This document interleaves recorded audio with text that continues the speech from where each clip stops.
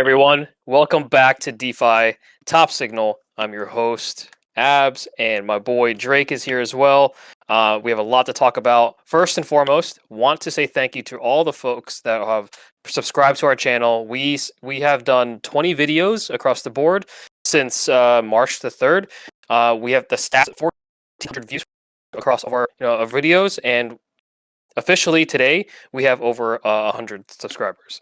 Want to say thank you so much for the folks listening, and we will continue to pump out the alpha for you and provide the cutting edge insights and analysis on crypto and Web3. So really appreciate all the folks who are coming in and listening and liking our stuff and subscribing. So thank you to all.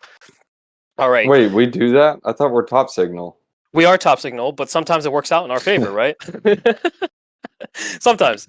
But yeah, so the first one I wanted to talk about is the item here is China, right? China, Hong Kong today, as of today, Hong Kong is to allow retail investors to buy Bitcoin from the 1st of June. What is your take on this? China narrative strong, huh? Dude, my take is goal in CFX. I still like those guys. Those guys are the jams, man. There are a couple of other small altcoins on Conflux, like Nut, ABC, and what is that other one? There's like some random DGen one. What is it? It's NTF. Someone shilled this to me a long time ago. It's like a 58K market cap, but it's like a meme coin tax token. Not uber bullish on it at all, man. That one, HSF, I'm not uber bullish on them at all. They're probably going to go to zero, but they're low cap coins. I'm more bullish on CFX, ABC, not Goal. And there's one more. Where is it? I just bought it a long time ago, did really well, and it's just sitting there doing its thing. Anyways, but I'll try to figure out what it is. There's billions and billions of dollars coming from China, right? There's a lot of degens over there. There's a billion people, right? There's a lot of money circulating. Wait. I want to iterate why CFX is important. CFX is the only chain in China that is basically like buddy with China. Like they're buddy with the government. Like it's already been approved. It's like they're good over there, whereas the others are not so much. You can kind of look at CFX like ETH, but for China. And CFX has two chains. It's a DAG. So it has the DeFi chain, which is like the EVM. You can play around there. And then they have the DAG side. It's similar, again, like Phantom. Phantom actually has two chains. Now, the chain that you play on when you're playing Geist Finance, when you're playing around with, I don't know, whatever DeFi protocols you play around over there, that's the EVM side. The DAG side is a completely different chain. I mean, it's still a part of Phantom, and CFX is, like their DAG is still a part of CFX, but it's a separate chain. Just to kind of reiterate that. Yeah, for sure. I mean, so let me ask you this, and then, so a star, right? A star network. I think the last time you heard about that was probably a few episodes ago when I mentioned it. But I think that's like a Polkadot or something. Yeah. So they have their own little. It's the future multi-chain of contracts, smart contracts, and it's a. So I'm just reading off their website. A star is a scalable, decentralized blockchain for the next big Web3 innovations. They have a lot of strong partnerships across the board. We're talking about Sony, Mitsubishi, Toyota. And a lot of like the Japanese companies that are just kind of going from Web 2 and merging into Web 3 slowly. And so, would you think that this China narrative would also kind of seep into a star network, kind of maybe catching a bid? I haven't looked into a star as much, but again, my play is CFX for sure. Because CFX has several partnerships similar to that. So I can't even think of the exact names, but I know one is, it's like Top Hat or something, but basically it's like China Instagram. They're already partnered with someone over there with that. I can't remember. You're not talking about WeChat, are you? It's like this. No, not WeChat. Okay. I put a tweet on it. Let me see if I can just search this on Twitter. CFX. Partnerships. Okay, so they've partnered with a telecom company as well. It's like, what is it? Let me see.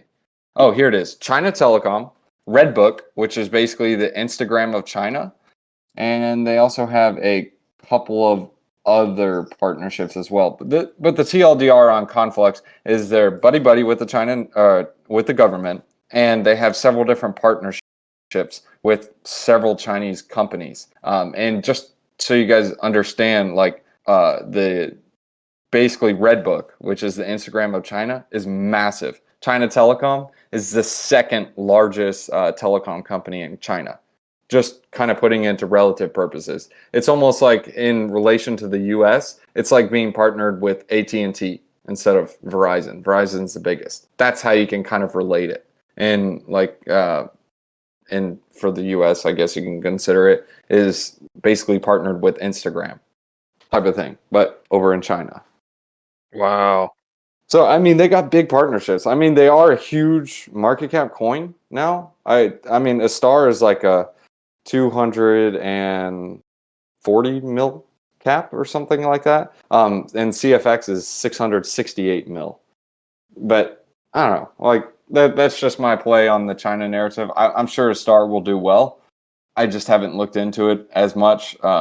It's kind of like a Polkadot ecosystem kind of coin, and Polkadot is cooled way down. And I think the one that is the golden child for the China narrative is going to be CFX, just chain wise.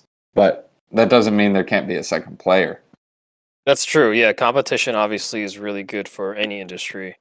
But yeah, I mean, I'm with you on the China narrative. There's a lot of bullish catalysts, just such as China opening up their retail investors to invest in crypto. So this is going to be a very, very awesome summer. I truly believe that this is going to be a Bitcoin summer. I mean, looking at Ordinals, looking at how much emphasis Ordinals and BRC20s had on the past Bitcoin conference over in Miami this past week. I did see a lot of folks talking about that and how it's bullish for BTC in general and also BTC DeFi. So speaking of which, STX and Alex, I guess they're kind of like, steady at this point, trading in this little range. There's nothing bearish about it, nothing bullish about it, just as of yet over the past week since we last reported. I'm honestly just accumulating right now. A bunch of Alex. I'm taking my Alex rewards and just trying to play around and maybe picking up new BRC20s, such as B20. Alex did have a nice little airdrop for their folks that left money on the chain. On the order book rather. The order book was there just to kind of have a snapshot for the current people that are trading around and the platform and bridging their USDT onto the order book, onto the platform. Yeah. One other thing I want to add on the China narrative is be careful. Can you hear me? Yeah, I can hear you now. Oh, okay. Yeah, I was going to say one other thing I want to notate on the China narrative is be careful that it could be a buy the rumor, sell the news event. It seems like most people are hyping this up. So when I say China narrative, I think it will do well. I think it will do well long term, but just be careful of the buy the rumor, sell the news type of event. And I do agree with Abs about a BTC DeFi summer, or at least sometime later this year. I already have a couple of BRC20s, and most of the I wouldn't say the move has been made. What I'm saying is like at least for this wave, I think we're going to consolidate a bit. Same thing with the ordinals and let those cool down until we take the next leg up. So I think it's a really good idea and a good time in order to accumulate some of the quote unquote blue chip assets of the BRCs and the ordinals. I really think the ordinals are going to be a great play, like even better than the BRC20s, in the fact that anyone can create their own BRC20, but with the ordinals, anyone can create their own ordinal, but the early ordinals that were inscribed early are always going to be, I wouldn't say always going to be more valuable, but at least have some more value to it because these go in order. So if I inscribe an ordinal as number 1, there's never going to be another number 1. The next person to inscribe is going to be 2, 3, 4, 5, 6, 7, 8, and it always counts up. So getting some of these sub 100K ordinals, in my opinion, would be a really good idea. I just, I don't know. Like, if the ordinals do extremely well, or at least Bitcoin DeFi does take off, which I think it will, because this is a way in order for the Bitcoin to extend its runway, especially when the rewards run out. You want more transactions on chain in order to incentivize the miners to do their thing. I think picking up some of the NFT assets that A, have strong communities, and B, have a really low inscription count is going to be an extremely good idea. I actually made a tweet on this about the different inscriptions of what you should look for. There was 7 things, but there are a couple of communities. I actually made a full video on this of some of the communities that I'm looking for. But the TLDR of what you want to look for in an ordinal is 1, a good story/narrative. 2, you want to have a strong community. 3, you want to have the memeability. 4, you want to have good art, because I mean, dude, if you're holding this thing, you don't want a piece of junk. And then also on the side of the art is the higher the resolution that art is, the more it costs for them to inscribe it on Bitcoin. So intrinsically, it has more value because it costs more money to make that little NFT asset. 5, it's more data. Yeah. 5, you want a good holder to buyer ratio. The lower the percent on the market, the stronger the holder base and the more diamond hands there are. And you can simply see that's by seeing how or what percent is listed. If there's like 1,000 in supply and then there's only 10 listed, that means it's a 0.1% holder to buyer ratio. And 6, low inscription number. And then lastly, something that's original to Bitcoin. You don't want something that's like, hey, CryptoPunks were successful on ETH. Let's do Bitcoin Punks. I mean, sure, it may do something, but I think the one that is a higher beta play is going to be the BTC original assets, something like BTC machines. So one of your check marks, right? Going back to Bitcoin Punks, they have a floor and they kind of oscillate. You can kind of go back and forth. You can either buy on BTC, you can buy on ETH using your ETH or using your BTC. The inscription range is anywhere from 10,000 to 35,000. It's a low inscription number. For sure. And so that's why I'm kind of eyeing this. I do see Pingus, which is like a penguins type of play for BTC here, or these ordinals. They're kind of around the range of 350K to 430K inscription number, and I see them kind of getting traction as well. But yeah, that sub 100K is actually very favorable for across the board, as you mentioned. But yeah, I was just kind of looking at the Bitcoin punks. I don't know what it is, but I'm a sucker for punks. I am. I'll buy it on any single EVM chain or whatever it is. And it's just nostalgic for me, and it's just that you have this inscription number and you have something that you can kind of relate to on other chains.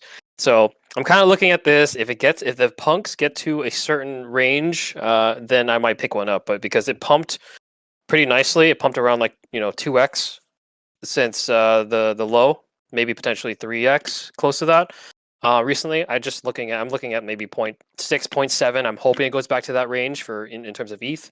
I'm going to pick one up for sure. Yeah, I mean, it's a low inscription count, so it definitely goes for it. And the reason why I talk about the sub 100K, even sub 10K, is you also have a second category. So even though your collection may not be getting traction, people aren't looking at it, no volume, there's literally a separate category that says sub 100K. So it's any inscription on there listed inside that collection. and it's got the third most volume on Ordinals marketplace. And then the one that has the, what is that, eighth, is the sub 10K. So it's just additional marketing and additional boost. But the collections that have the most volume right now are the Bitcoin native NFT assets. You got like Pepe and Pepita, Bitcoin Frogs, Pixel Pepes, Bitmingos, Doge Punks, Sat Names. These are all original Bitcoin collections, and they have the most volume. Sat Names is cool too. Not financial advice, but grab a couple of good ones. You know, like, I don't know, Hershey.sats or whatever you can get. I made a video on that as well if you guys need more understanding on that. Yeah, if you guys are interested in looking at these collections across the board, it's ordinals.market, and you can kind of see across the board what is like ranked from a 1 collection all the way down and what have you. On the right side, if you scroll to the right, you'll see a bunch of like the ordinal number inscription range. So you can kind of see there's a huge correlation with anything that's sub 100,000. You can see that if you look at just the ETH floor, for example, it's a lot of money, right? You're looking at multiple ETH per. It's just they're holding well. They're actually gaining traction. I wanted to kind of get into the snapshot of the Ordinals wallet, and so I just kind of bridged over some BTC over to this wallet and just made a few transactions. I picked up a bit of Migos. Make sure you donate as well, not financial advice. There's a donate button. Just donate something to them. That's it true. May be a factor in it. It may not, but who cares? I would donate to them. I like what they're doing for the space anyway. So yeah. But yeah, that's huge. We're looking at potential Ordinals and BRC20 boom over this summer, and I'm hoping so because my bags are packed, and I'm probably going to continue adding to over the next few weeks. All right, so should we move on to we did briefly talk about Alex, right? Alex, we talked a little bit about it. Nothing crazy though. I know we talked a lot more about it last week. Yeah, so Alex, there's a lot of upgrades. I think the only recent one, which was actually tweeted and announced just a few moments ago. So Alex Twitter said, "Big moment. Alex has been featured in Cointelegraph's illuminating piece and expanding BRC20 exchange fuels DeFi boom on Bitcoin." Just like what I said. Dive into explore how orchestrating the BRC20 ecosystem and spearheading solutions to security and liquidity issues for BRC20. So if you wanted to kind of learn more about that, Cointelegraph, there's a link of the Cointelegraph article on the Alex most recent tweet. So they are shipping. They are shipping a lot of updates. They have been very, very vocal in the Discord. I'm a big fan of Alex, as I said over and over, time again. So I'm just waiting, and my bags are fully packed there. It's one of my biggest holdings. So obviously not financial advice. We are Top Signal, so do your own research. But I'm very, very bullish on the Alex ecosystem because they also. So I'm not sure, Drake, if you've looked into the docs recently, but they do have in their docs. It's literally the front page that there's going to be an eventual lending platform. So think about it. We have a farming aspect, right? And that's just standard. We have a BRC20 order book, which is brand new. It's the very first one for BTC. Anything with BRC20s, an order book. We do have this little IDO / like lottery section, which I actually had a friend that had just entered the lottery, and he won like 37x his money. All he had to do was buy a few tickets of spend some Alex, and he received hundreds of dollars of Alex back into his wallet, which is just random and amazing. That's for him. Cool. Yeah, and they also they're eventually going to have a lending platform. So it looks like they're going to build that after they're square away they fix their bridge and they fix their some of the order books and their partnership with Xverse, because Xverse wallet has kind of been sidelined a little bit, and people have been kind of moving towards the Hero wallet, which is fine. They're all kind of like the same at this point, but once we get these kinks out of the way, This summer it's potentially going to have a little bit more volume, and then by Q4 we're going to have the eventual Stacks Nakamoto updates. So hopefully that is going to speed up the process a little bit. We are extremely early into the Stacks ecosystem, so these are exciting times to potentially place your bets and get in, and let the farm do its thing. So you accumulate these rewards and potential Alex power. Along with the Alex power, there's been an announcement also as well on Alex that with your Alex power, you're going to be able to get into potential new BRC 20 IDOs. So this is this dev team is very, very talented, and they have announcements literally almost every 3 to 5 days. It's actually pretty insane from a dev's perspective. So very bullish there. That's not bad. Let's see. I kind of want to touch upon the LSD narrative. It's still ongoing. It's actually been very, very one of the stronger narratives, continuing narratives over the past 2 to 3 weeks. Sorry, no, 2 to 3 months.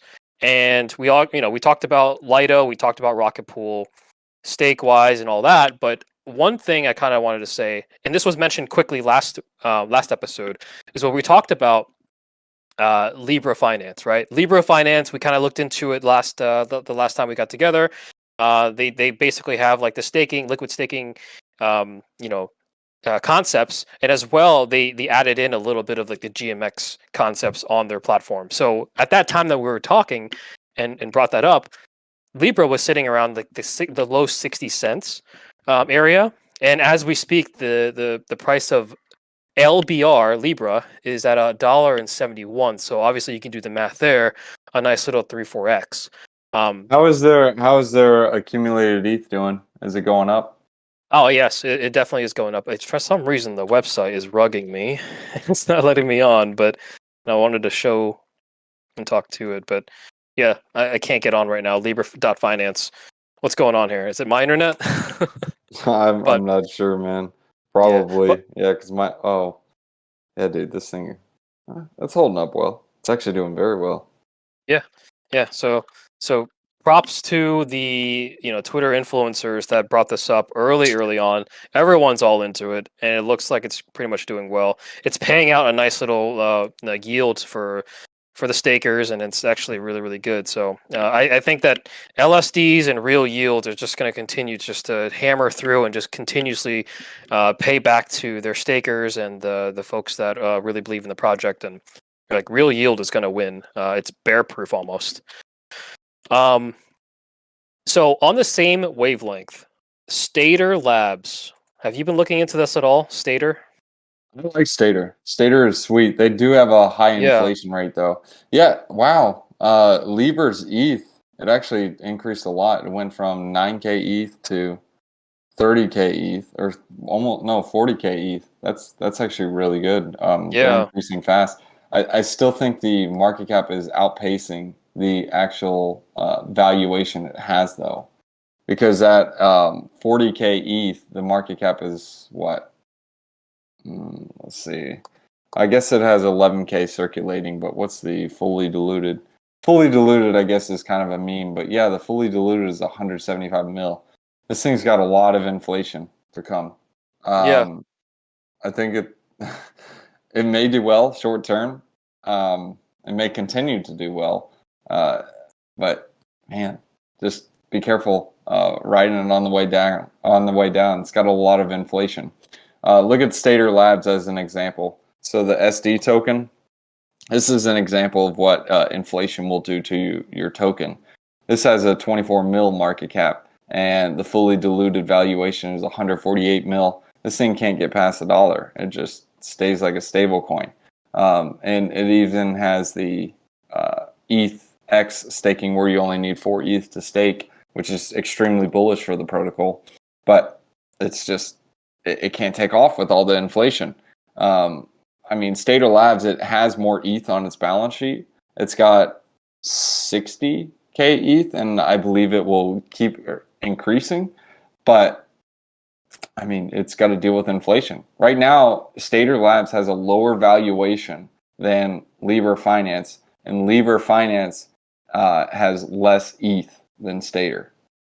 So basically what you can look at it is like either Libra Finance is 2 times the price of Stater Labs, and that Libra Finance is overvalued, or Stater Labs is overvalued itself and Libra Finance is extremely overvalued, or they're both just undervalued. I mean, it's one of those things you can't really properly evaluate the TVL to market cap on a token itself. It's more of like a meme and what people look at, but the only way to really evaluate it is like its earnings and what it drives. And there's not really any good examples except for something like Lido Finance. And just based on these, if you're comparing them to Lido Finance, these are trading at much higher multiples than Lido. I mean, I think that will continue to keep doing well as Twitter influencers pump the mess out of them, but just be careful holding the bag. Yeah, it's so Stater is actually interesting, right? I mean, okay, so going They're back farming to coins. yeah, going back to Libra, you might be right. You know, if the farming token, it's something that you can probably take profits on. Going back to Stater, Stater is kind of like that stable coin, right? You're looking at $1 or so. It can't break it, but you know, I think the high was around $2, if that. But you know, there's a point to say where you know if your rewards are stable, I think farmers and yielders are going to be very happy with, right? Because it's like a steady yield. It's nice for them to earn it's easy to quantify, right? When you're looking at, oh, I'm getting 20% APR or whatever it is, and I'm getting it in Stater. You kind of know and kind of can gauge where how much am I getting at the end of the week, which is you know, I think it's also the same wavelength as like Trader Joe. I understand that Trader Joe is a DEX token and all that, but Joe over time has been very, very consistent. It's staying in a little range. It was at $1 for a long time. It's now at 37, 38 cents. But yeah, I mean, you know, it's fine for these. In my opinion, it's fine for these tokens to stay at a stable range for a long time, trade sideways because the yield is solid, right? Yeah, yeah, and this is what I said last week. I said it's going to be reflexive to the token itself because you get the LBR token by either minting EUSD, which is the stable coin minted against these LSDs, or you can get it by LPing EUSD and ETH as a liquidity provider. So basically, you're depositing EUSD and ETH in order to earn this LBR. It's literally just a governance coin. It doesn't have any utility. Whereas with Stater, at least it has a little bit of utility. In order to use the Stater token, or at least stake, you have to have a certain portion, similar to like Rocket Pool. You have to have a certain portion of RPL. And even with that, well, I guess the ETHX isn't really fully live yet, but once it gets fully deployed, I think it will be bullish for the token because it'll sop up some of the Stater supply. But for Libra, I mean, it's just a governance coin. It doesn't mean it won't do anything. Yeah, I think folks are getting into this because you can kind of get that stable token. That stable token, you can kind of earn, you know, pretty nice yield on that. I think it was like the EUSD. I think that's what the stable is, but that's neither here or there. But very much, it's been doing very well over the last like week or two. But yeah, congrats to the folks that got in to LBR. Stater could be something pretty big. Fundamentally, just to kind of let folks know, the supported networks for Stater is ETH, Polygon, Hedera, BNB, Phantom, Near, and Terra 2.0. Who the heck has money in Terra anymore? Like, why? I do. I'm just Do kidding. you? No, Is it locked? Is it locked I there had because you some can't get it out? airdrop. I had some airdrop, and it's all locked. Yeah, I figured. Can you even get it out? Right? Like that's. Nope. Yeah, exactly. So the folks I on there mean, are just. you can send it to like KuCoin or something, but Ugh. who's gonna buy that? Yeah, it's kind of. I don't know. Obviously, the thoughts there is pretty obvious. Terra rugging everyone for massive money. But yeah, Stater has some nice big partners. They have Pantera Capital, Coinbase Ventures, Jump Crypto, Blockchain.com, and True Ventures, and those are the big names. So I think long live Stater, right? Yeah, I like Stater, dude. I love Stater. I do too. I do too. I was just meaning like the LSD narrative. I already have some plays out there. Like I like Frax. I like Lido's okay, but I like Rocket Pool better because it has somewhat of utility. And Stater is the third one, but Stater is more degen. I like Frax because if the LSD narrative doesn't take off, it doesn't do well, whatever you want to call it.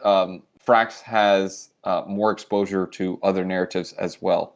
And Rocket Pool, I mean, geez, the thing is, it's got really good utility, and the amount of ETH that it's accumulating is basically up only. And the same thing with Frax. I think there's only going to be like 2 or 3, maybe 4 that win it out. I mean, just look at it like this. If I got some staked ETH and I'm sitting there and I'm like, man, I got $100,000 in ETH and I can either stake it, run a node, validate, or whatever you want to do, or I need to select someone to stake with. Am I going to pick something that has literally like, I don't know, 10 mil in TVL, and I'm going to, let's say I have $1 million in ETH, better yet, instead of 100,000 for numbers purposes. If I'm going into something that's got like a 10 million TVL, then that's like, dude, I hold 10% of that staked ETH supply. I'm not getting into that game. However, if I get into something like Lido Finance or something like Rocket Pool, I'm now just like a peasant among the kings. So now it's like, oh, I'm in. Like, I'm fine. I can sustain the volatility if I want to swap and trade. The whole point of an LSD is to have a liquid stake token. And having a huge market cap, or at least a large TVL, will allow larger whales to get in. So the higher the TVL, the higher the market cap, the more whales you'll get, which is the more amount of ETH, which then is more revenue for the protocol. So I think there are going to be only a couple winners that survive.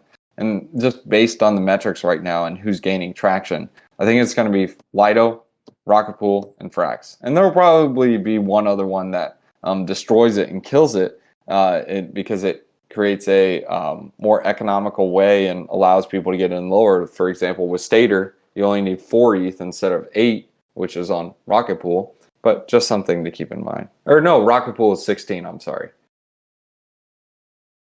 Huge alpha right there. Yeah. Yeah, I don't know if liquid staking is going to go away. I don't think real yields is going to go away. It's probably like the top 2 narratives, to be honest. I've been hearing them consistently when it comes to people saying narrative. I'm always hearing, on the opposite side, it's always tied to LSDs and real yields. I forgot. Let me explain the thesis on why those. So Lido obviously is first mover.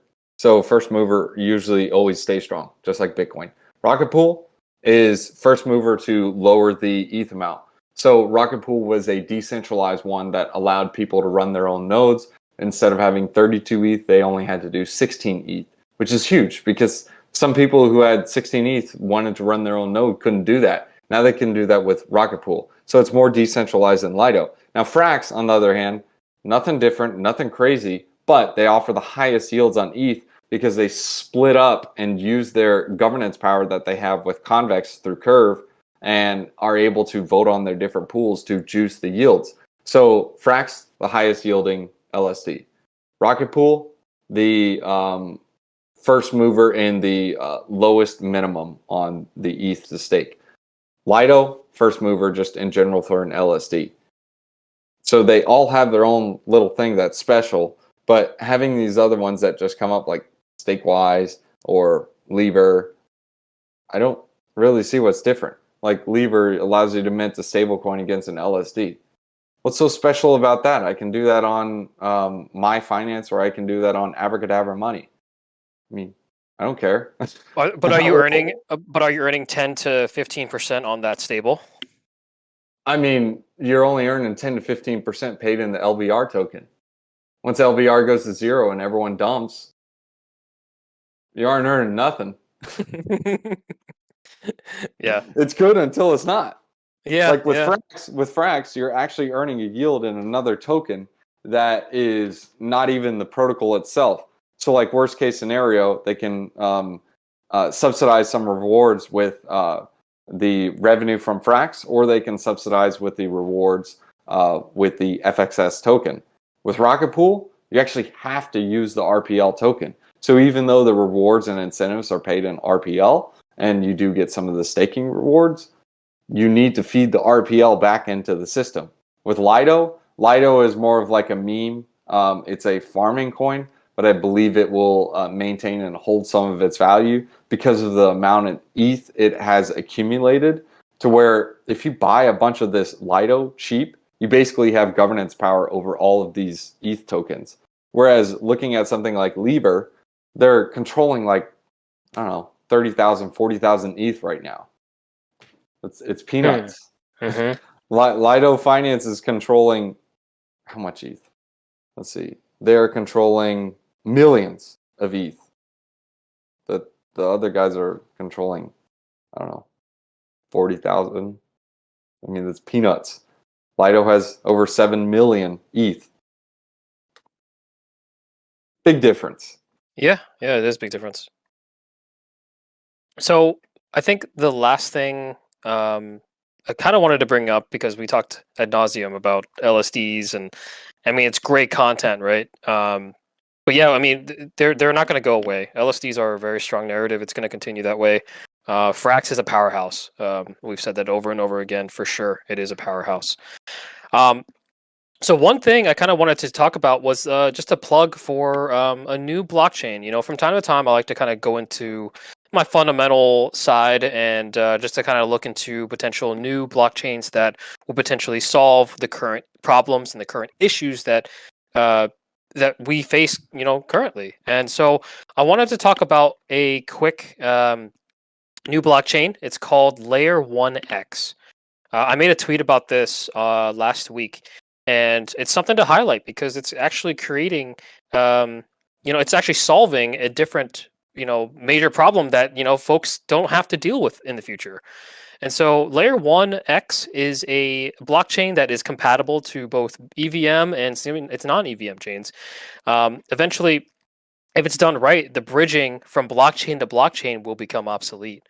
And so if you get rid of that whole bridging aspect of using this bridge or that bridge, and you have bridge hacks, right? If you look at the past, what, 3, 4, 5 years, like bridge hacks, sorry, not 5 years, since DeFi, so 3 years. Of all the cryptocurrency stolen by hackers, a total of $3.1 billion has been stolen just from using cross-chain bridge protocols. Like that's like, let that sink in. Like that's $3.1 billion. So as they go from one blockchain to the next, and you're going to transfer that, or that protocol holds, you know, a certain amount. It's just that they are susceptible, and they are literally almost like, it seems to me that they're like the easiest targets to target, right? Like they're just sitting ducks, and you know, folks can come in and just pick them off. And $3.1 billion worth of money that, you know, users won't be exploited. You know, won't be. You know, it's just a big security risk when you bridge. Bridging's they're huge targets, man. So, they really are. And so CoinBureau.com came out with an article yesterday, and just talking about the biggest impact of bridging and how it's literally just wiping away, you know, funds to these hackers and the bad folks in crypto. And so they did talk about L1X, Layer 1X, and it's really supposed to be connecting um, all of the chains together. It's like Avalanche, Solana, Polkadot, BNB, ETH, Arbitrum, Phantom, Polygon, all of them. And so the idea is that they're trying to just make that whole new blockchain to kind of like succinct with each one, right? You can easily swap from this token natively to this token and that token. And I know that there's protocols and blockchains right now that are trying to solve it. You know, you talked about what Thorchain is, that one, right? Is Cosmos to be the one that talking about this for the longest time to be the chain of all chains to bridge every other chain together. It's just this.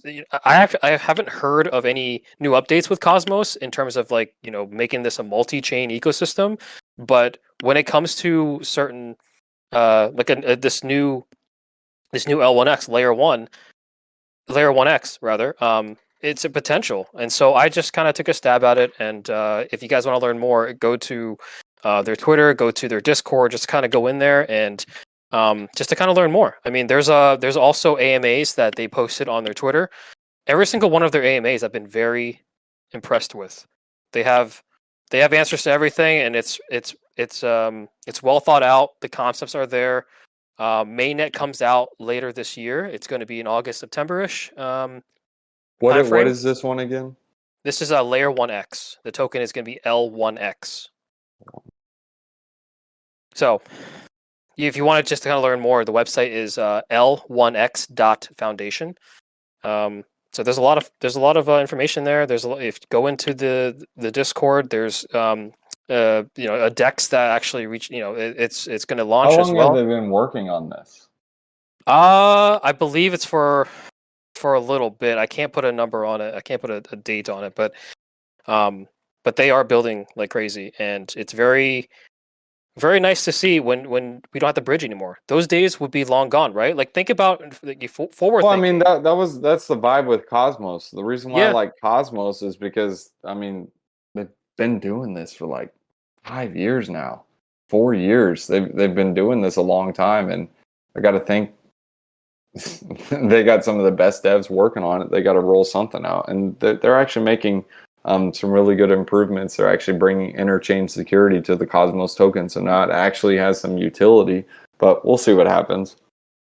Yeah, we're just gonna see exactly. We're gonna see what happens, and it's not bad to take a stab sometimes to these smaller ones like private sales, and as soon as I heard a few, not just one, a few AMAs that they were on, very impressive, and so might as well. So I threw it in, and I think that it's really just a blockchain to unite all of the blockchains together, and it's launching in August 2023. So hopefully things will go really well. It's cheap. It's interoperable. It's low cost. It's the processing times are extremely fast. Do they have a testnet? Yes, they do. They do have a testnet. You can do a lot on there actually. So play around, see what happens. Join their Discord if you want to. I can send that over to you, Drake.